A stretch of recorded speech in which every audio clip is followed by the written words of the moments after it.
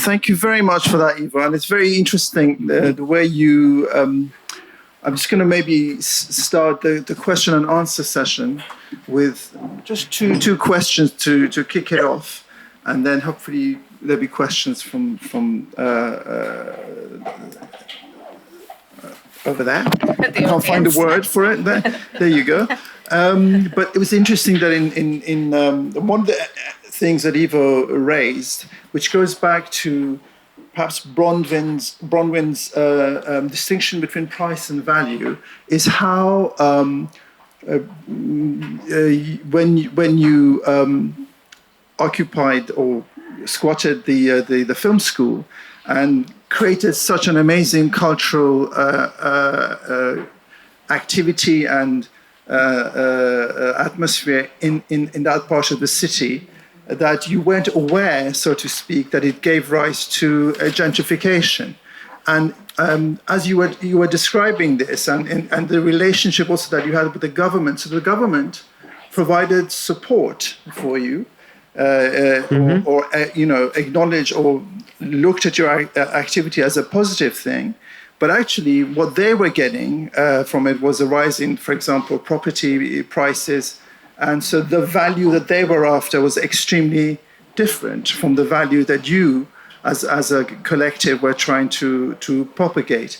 So my two questions really to everyone in that context is in a sense, how can we, on the one hand, make this sense of ownership of one's own activity, whether it's through currency, economic ownership,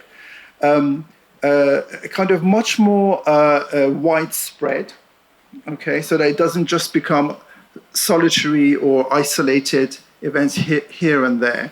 And then following that, how is it possible for it, in event of, for example, successful projects, how can the commercialization of those projects be avoided so that they don't fall in the traps of, in this case, for example, gentrification, or for them to turn into businesses themselves? It's just two simple questions to kickstart, if you want to sort of. Well, yeah, of course, the thing is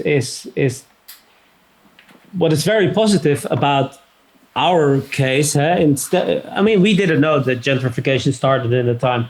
I hadn't even heard about the word gentrification. But the fact that we were able to buy it and to make our project a long-term project, that is already a big win, because most of the gentrification projects happening in Amsterdam are short-term. So they give a building for 5 years to artists to have a affordable place there, and then basically they're kicked out and they're like, okay, thank you, you can go somewhere else now. We are going to take the profits from what you've done. Now, actually, we are, because we own the building and we don't get kicked out, we actually also benefit somehow from the value that we created, because we're still here. Excellent thing. Sue? Yeah, I think you've given us two really... This is where it'll come. Just keep talking. I think you've given us really two good questions, which I understand as how do we make it happen and how do we stop it from going back again into commercialization. And my sense is, and my experience, which you can see I've lived a long time, so I have quite a lot of experience, is that you engage people and you kind of wait until they get it, until they get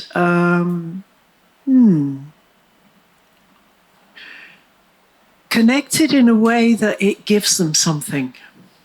It gives them something that they value in their lives, something that makes them want to continue doing it in some kind of a way. And I don't know, Ivo, do you use, it looks like you use sociocracy as a basic structure for your connections. Is that right? Well, something like it, yeah. I mean, when we started with our organization structure, we had never heard of that term before, but it's definitely something like that. I mean, it's the idea is that basically democracy is what we have to do is debate, and then vote, which goes okay. You get winners and losers until you get 48 and 52, and then you've got civil war. And that doesn't help us. With sociocracy, what you do is you do a structure very similar to what Ivo's shown, where you engage people in a way, and they all have responsibility for taking part in it. Sufficient responsibility that they can say, no, I won't, or I will, but they always have an expectation to take part in it. And that's really important because they have to be present there. They can't ignore it. They can't become uninvolved in a way. Yeah, sure. And it's also trust. So they're trusted by the group to do that. Absolutely. That's key, is trust. If you don't have trust, and that's difficult, we acquire it in the first 6 months of life, and if we don't acquire it, it's very hard to gain it thereafter, which is, I'm back on the wiring again. But then I think it's really important that you brought up the idea of how do you then stop people wanting to make money out of it?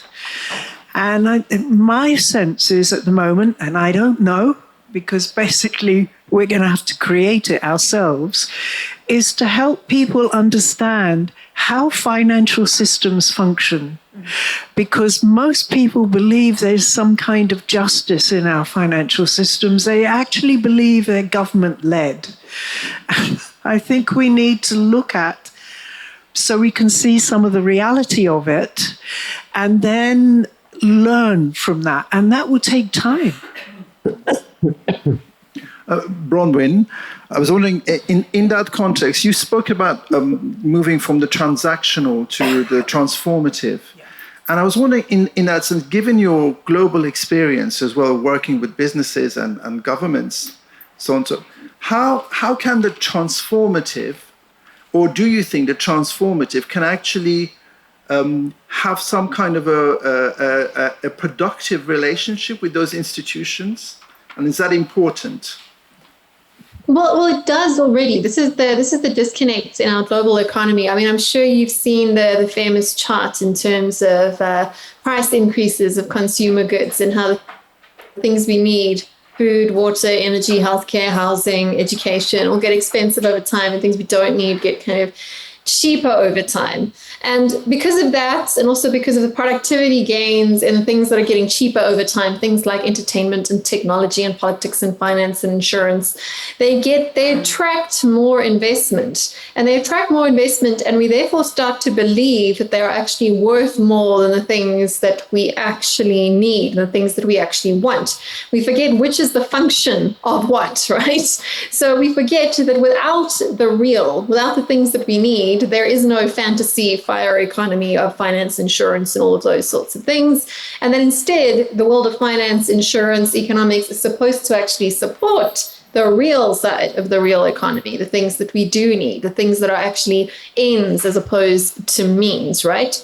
And once we have that idea quite separate, then we start to realize that, of course, the transformative is what gives value to the transactional. Transformative are all the things that we need, things that we care about, things like care, like love, like community, like food, like shelter, like warmth, like comfort, and like, of course, all those self-actualizing things. Those are actually the ends, and finance should support that rather than sort of detract from that, which is the grand mistake we've made with capitalism at the moment. And that's why I was really interested in Ivo's conversation, where he's talking about like the building he lives and works in. Those buildings are not saleable. And here there are some interesting ideas from the more philosophical side of the crypto blockchain industry, which I've also followed for a long time, in terms of the philosophy that gets written into that code. Is very much like the philosophies that get written into our economic rules, which is just another form of kind of programming that we measure and manage it ourselves on. there are ideas in that space around non-fungible or non-fungible goods, like things that you can't sell to someone else. Like that might be a verification of your identity, which governments are now building into government IDs. I know you're getting those in the UK probably a little bit faster than us. But this idea that you can have those non-transferable rights baked into the identity of individuals and communities that could be tied to a place, tied to a time, tied to a person, and therefore actually lose some market value at the same time as protecting some community value. So these sorts of ideas we should really consider when it comes to communities. So in other words, if you put sweat equity into your co-op garden, right, and someone else can just buy that because they have more money, that doesn't make sense. But if you can transfer that only to someone else who has also put sweat equity into that project, who has fully invested, owning in the true sense of the word, not owning just in terms of a financial transaction, then you can kind of reduce the disincentives that come along with gentrification and the profit motive. So you have to find ways to protect the transformative from the transaction, which was kind of what I was talking about when it comes to our mistakes we make when we try and quantify or price the care or the nature sides of the economy. Instead of pricing them and cheapening them, we should be looking for ways to protect them from the market, right? So that the market can function in the way that markets do best, which is in allocating actually scarce resources to the people who need and want them most. I mean, that's when it functions in a healthy way. It doesn't function in a healthy way when markets allocate goods and services to those who are wealthiest or have most power. And those are the sorts of things we should look at, is to ways to make money more programmable. And I know a lot of people will raise their eyebrows at that because, of course, if governments do that, that can be hugely coercive. This can be hugely totalitarian and surveillance orientated, like what's happening in places like China. If your social score isn't high enough, then you can't buy petrol, because you can't go places, you kind of get punished. That's the negative side of these tools that can be used for coercion and control. But those sorts of programmable tools can also be used to protect the values of the invaluable, right? So if we start to think about how we can program, which is what our economies do through the numbers we follow and the prices we set, how do we program ways to protect our values and the things that we want to protect from the ravages of the amoral market that is just going to function like a machine to try and extract as much money according to the rules of the system that it is given. So I think those are interesting ideas to play with there. Thank you. Sorry, I just have first of all, thank you so much to all of you. It was really perfect in a way. Had the really expansive arena from Bronwyn, then land ownership. Then Sue with much more local, commons based, and then with Ivo talking about much more land ownership and collective, pooled and resourced ownership. So thank you so much for that. I just wanted to ask something around how we bring, Bronwyn, something you also said around how we bring price and value closer together. And, obviously it sounds absolutely right, but how we actually do it, there's a lot of now measuring social value, for example, and these kinds of, and if you look at the way that they're being done, especially in the UK in public sector, they again try to put price against it, which is really problematic. And there's a lot of conversations being had by organizations and institutions saying, how do we value it differently and whether we should look at impact. And we should because there are now impact trackers, at least at universities, where you can start to, what is your impact? What's the impact you want to have? And have you achieved that impact?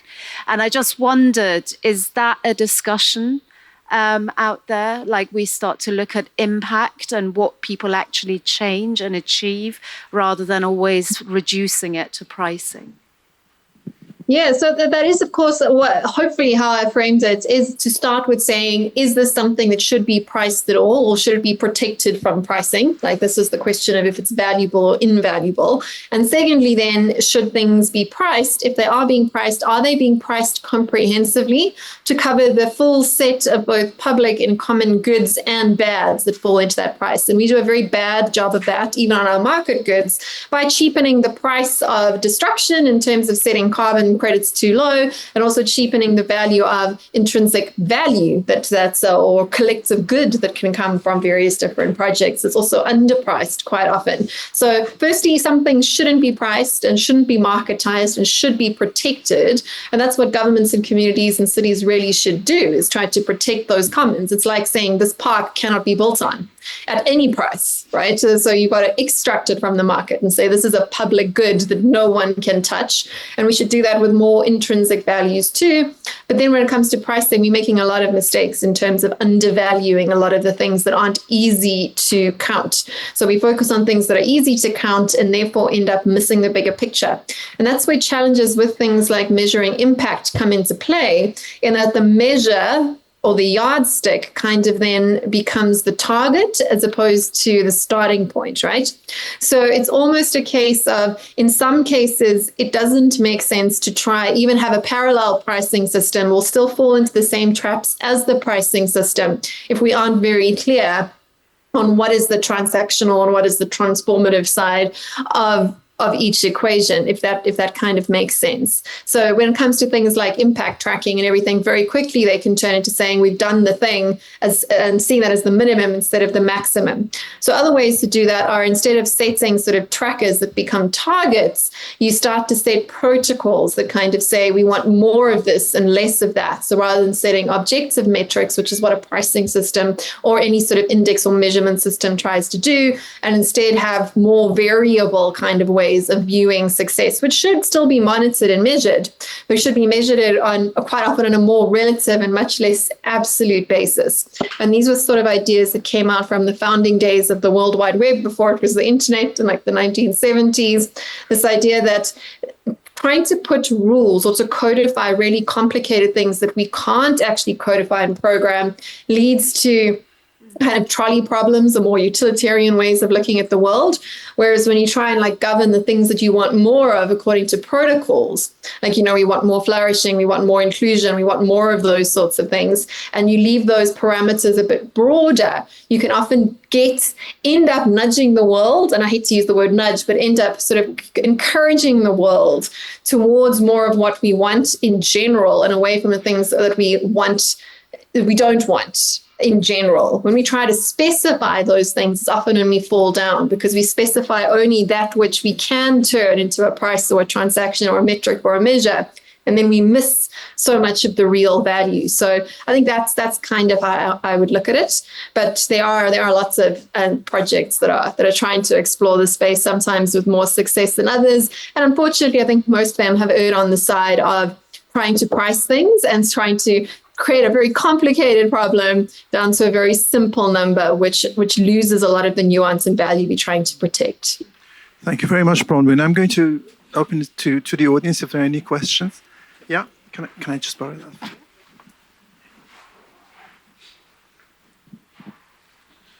Thank you very much. Thank you very much. That was super inspiring.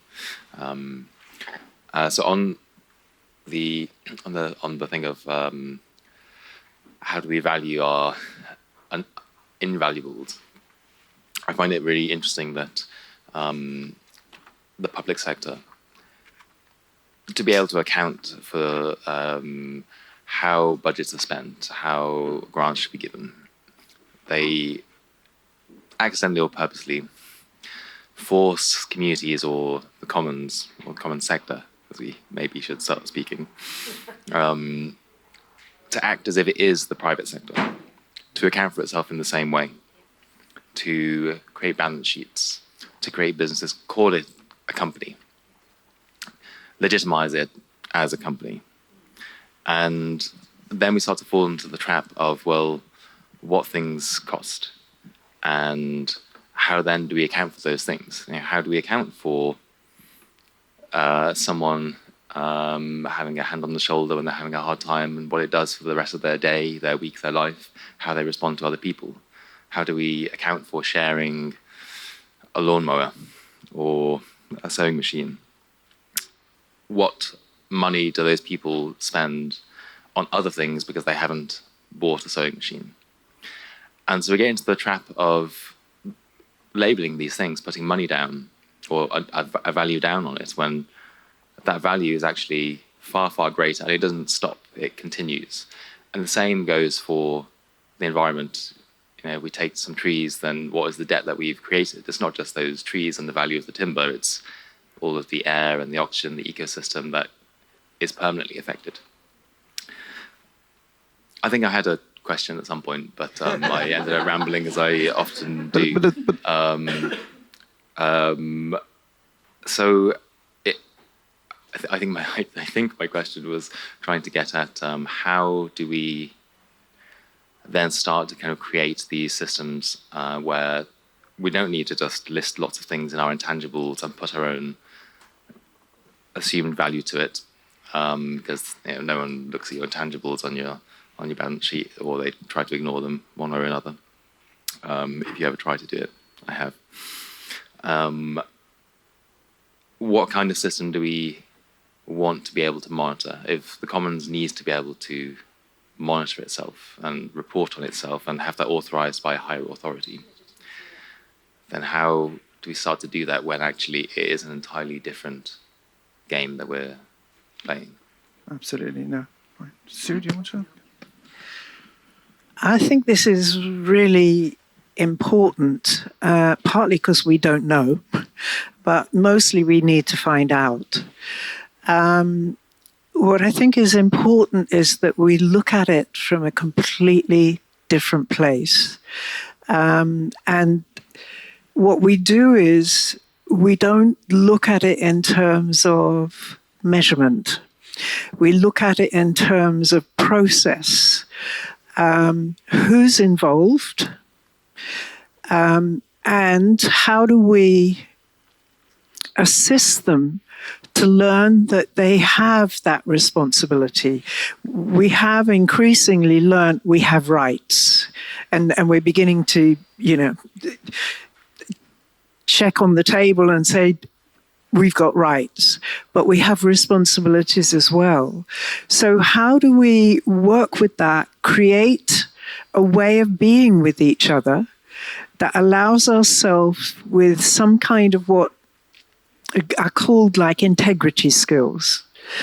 And one of the ways is helping us to learn how we are inside, because very often people experience either their thoughts or their feelings rather than the reality of their totality.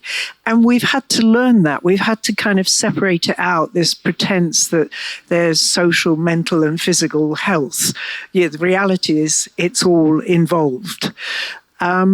How do we create an environment where we continue recognizing that with ourselves and then have awareness of it in other people? And to be honest, my experience is that often that frightens people. But how do we create an environment where that's okay to be a little bit worried about it, but learn how to do it and to value it in us and value it in other people? And then how do we learn to go for what we want? And I don't mean battle people for what we want, but actually engage people in order to enable us to get what we want. The reality is that on the way, we've probably learned that we don't want it anymore, or we don't need it. So how do we create an environment, an acceptance of it, that we will check out? Check out with ourselves, check out with other people, check out what's actually happening. What is the impact? What's happening here? Is it, like we're going to Glasgow. Actually, do we want to go to Glasgow, right or left? Or do we want to go straight to Glasgow? Or suddenly we get to Manchester and think, actually, we don't want to go to Glasgow anymore. We want to go to Cumbria or something. So allowing that, and someone did a presentation in the Credit Commons Society, believe it or not, on Wednesday afternoon, who was born here, got educated in Switzerland, went to Canada, McGill University, went to live in Japan, where they don't do mistakes. Everybody has to be involved in it. We live in a blame culture.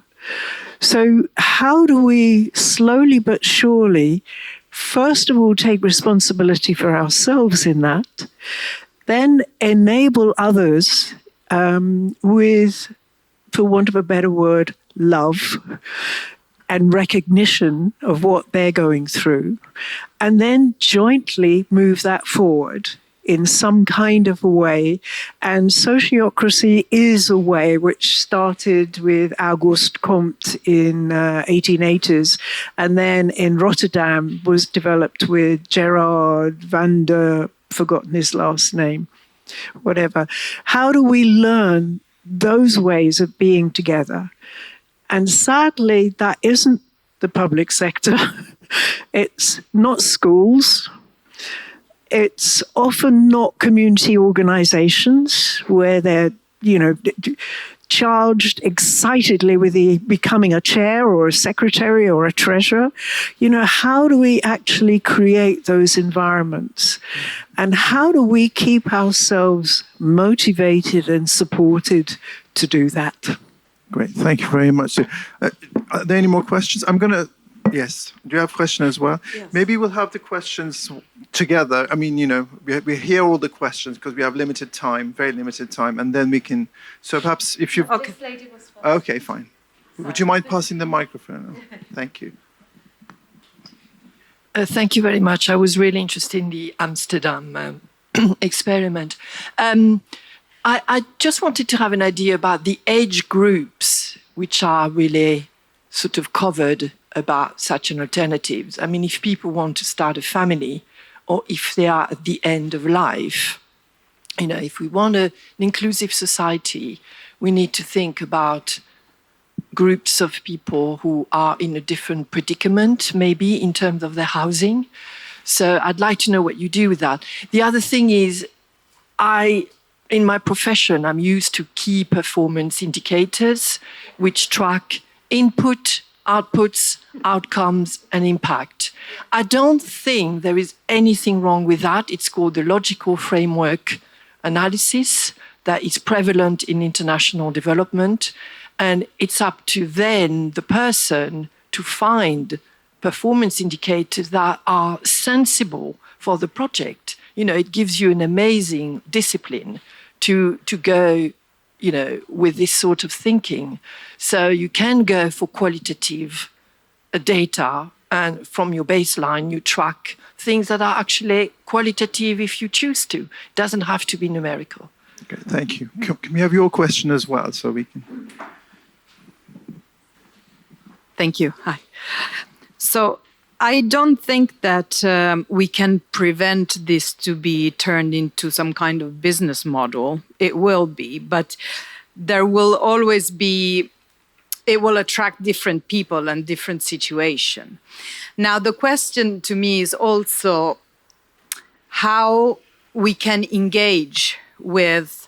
So we've seen that central states have spectacularly failed everywhere because there is no collectiveness in the state. It's just another random entity that thinks for itself. But is the only way squatting?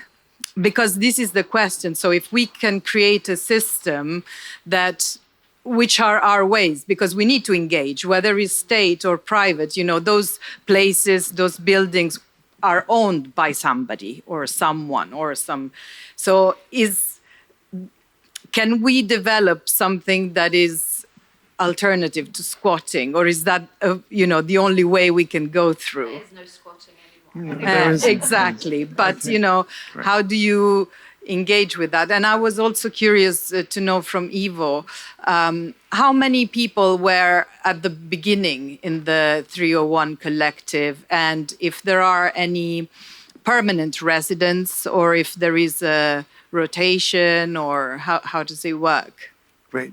Perhaps Ivo, perhaps you can start with these questions. The OT 301, we, like I said, we came from this collective from the hospital, which we were squatting in 1998.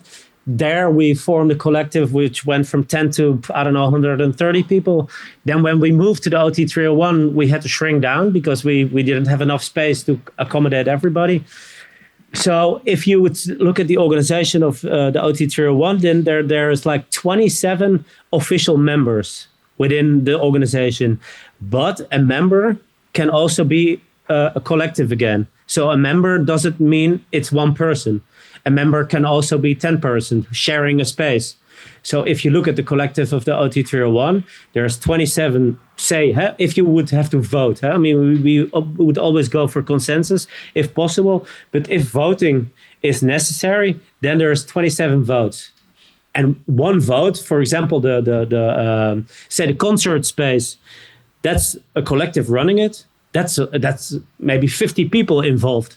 But it only has one vote if it comes to the collective as a complete like a total thing. And so your other question, if like squatting is the only way, no, I don't think so. I think collectively owning that is an alternative that I think fits within the system at this point much better. It's just the problem, of course, is how do you start buying stuff if you don't have a lot of money, or you whatever find ways to acquire a lot of capital and just buy it and convert it into collective ownership, or you go slow and try with the help of maybe city governments or whatever. That's what I'm doing now at the moment, is like exploring what different routes can be taken to go to collective ownership. And how that, and this is also what this web documentary is about, showing all these examples of collectively owning things and how they did it and what story is behind and how much people is involved and what the legal construction is and what the ownership construction is, because there is lots of ways to do it. It's not just one way, the way I just showed you in the organizational chart. In the web documentary, I have much more examples of how to do this. And that's why I think it's so interesting. Thank you. Sue, do you want to say something? In actual fact, a fairer society, which is a business, has already spent 4 years, one of them, to get the Financial Conduct Authority to agree a mutual cooperative organization for people with community living, which enables sociocratic governance. Took them 4 years to get it through the Financial Conduct Authority. Housing commons are already being created in Stroud, in Hastings. Look at what Civic Square is doing in Birmingham. There's an enormous number of organizations already doing that. And what's really important is not to have one model, but to have whoever it is starts and then enable it to grow and change according to what's needed, basically. And that's the difficulty, is that so often we're saying, oh no, what we need is the right structure and then we'll build it. My understanding from the architects that I know is that architects design something and then the constructors in the middle of it modify it according to what's going on, the products, etc., the site, it doesn't fit like this or that.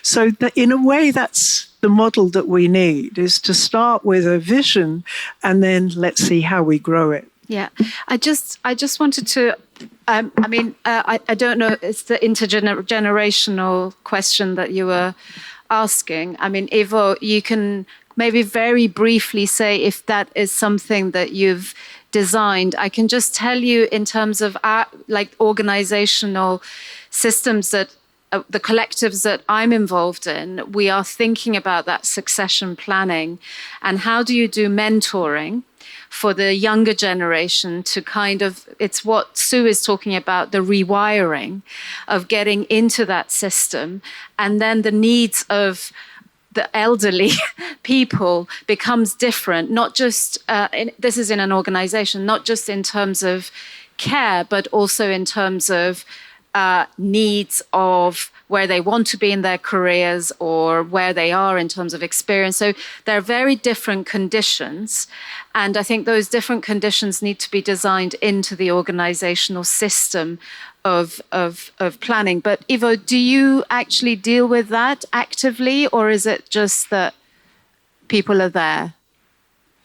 No, I mean, we're quite multi-generational, I would say. And this is also very intentional. But there is also the fact that we are, because of this, say, function dynamics within our building, that you have housing and working and public functions combined into a building. That also means that that has consequences. That also means that if you decide you want to live in this building, it also means that you have to be aware that there is a lot of people coming into your house, and that that it's a shared space, and not everybody is always open for that. So that people always make decisions on that as well. But in terms of multi-generational, that's definitely, we have people here between, I would say 18 and 60 or 70 within the collective. And then if you look at our public programming, there is stuff already for kids from 2 to 3 years old happening in the building. So if you look at the people walking in and out of the building, that is going from age of 2, 3 till maybe people of 80, 90 years old coming to have a dinner here, or to a discussion night, or to Thank you. We're going to have to film screening. Sorry to interrupt you. We are way over time, and so sorry that we don't have much more time to discuss it. Thank you so much to Bronwyn, to Sue and Eva for your wonderful presentations. I would just like to, perhaps for me, just to end this with saying that it seems to me, from what I've heard, I would say the economic activation of the invaluable is something that has come out. How do we make the invaluable economically active somehow, without it falling perhaps into the usual traps that we tend to fall in? Great. Thank you all very much for taking part this morning, and we'll start at 2:30 again. We do, just for you to be aware, a lot of things that we were picking up on, like how do we measure the economy, James Gilligan is going to come and talk about that we have to completely look differently at how we measure. And we're going to talk about UBIs, Universal Basic Income. We're going to talk about, again, a broad aspect of complexity economics around what the obstacles might be. And also we also have Nick talking about cryptocurrencies and blockchain, and then end with Hilary talking about an art project, which was called The Bank Job. How do you use art as a way to deal with debt in a high street? So so please come back, because there's a lot more to see. And if you two, Bronwyn and Ivo, are available and want to join us later, we would love to have you and part of the discussion. Thank you so much. Thank you.